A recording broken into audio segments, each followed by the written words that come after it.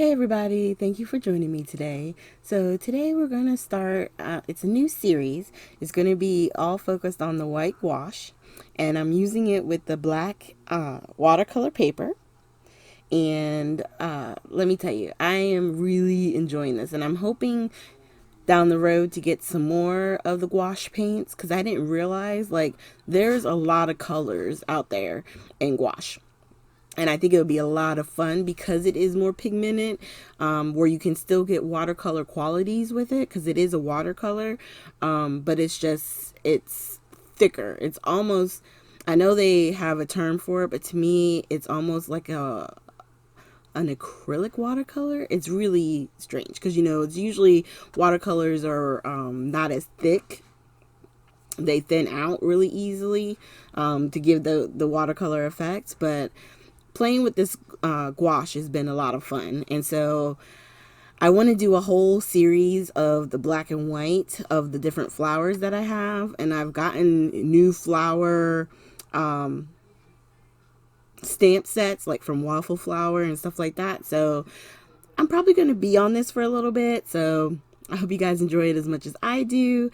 And now that I've gotten my stamped image on the black watercolor, I got it stamped with the Versamark ink, and then I'm using the Brutus Monroe Alabaster White embossing powder. I'm going to go ahead and grab my heat tool and let it heat up. And with this one, I knew I wanted to do not two different ones because they're both the same, but I wanted to do it 2 times so I would have 2 cards at the end. And so I already have one that's done up off to the side, and this is the last one. I'm going to go ahead and heat that up as far as the stamping and putting the embossing powder on. And then once I have this totally heated, I'm going to grab the one I have off to the side and heat that real quick and come back. So now that I've zoomed in, I'm just taking, I have a laminated piece of white paper that I usually use in my stamp packagings. And I have the gouache down on that.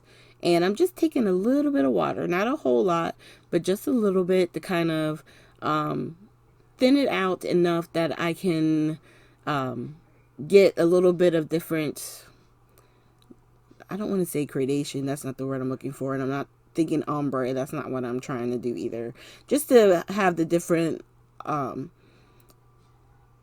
opacity levels where it's more white and then like kind of fades out to a gray, or doing just allowing myself to be able to add layers of paint, because you can do that too with this. Start off with a more thinner layer, get that down, and then add a little bit more on top. It really allows for great use of that kind of technique as well. And depending on how much open space you have with the flowers, like on this one, there's a few of the big flowers, and then there's also some of the leaves that you can fill in using the gouache as well. So this is definitely going to be a lot of fun as far as, coloring it in, and I find it very relaxing. It helps calm, the mind at the end of a busy day, to just sit and color and not really have to overthink or worry about anything, because it's just the one color and then the amounts of water that you add to it. So I'm going to let the music play for a bit, and then I'll come back right at the end.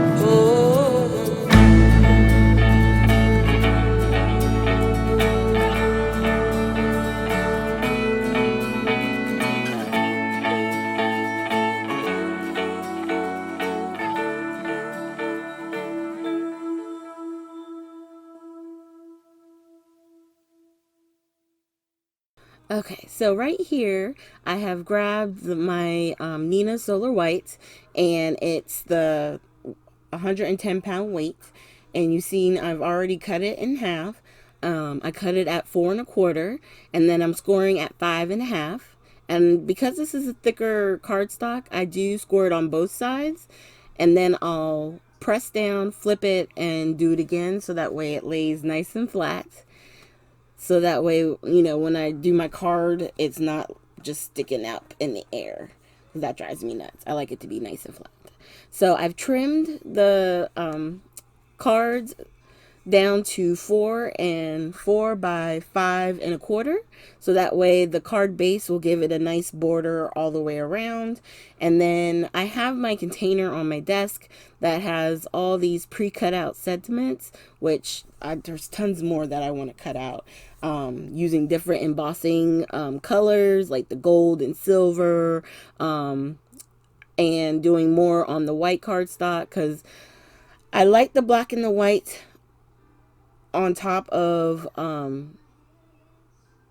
like the cards that we're doing here, but my black card stock is a different shade of black, and I don't know if you guys are like that. I don't like it when my blacks look completely different. So I think if I'm using this watercolor paper, I probably would do like a bunch of the sentiments on the watercolor paper, so that way it would match with the cardstock. So thank you guys so much for joining me today. Make sure you hit the like, subscribe, and share button. And don't forget to hit the little bell so that way you get alerted every time I post a video. And I tend to post at least 3 times during the week. I try to post on Fridays, Sundays, and Tuesdays.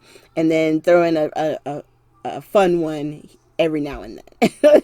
So thank you guys again, and have a great day.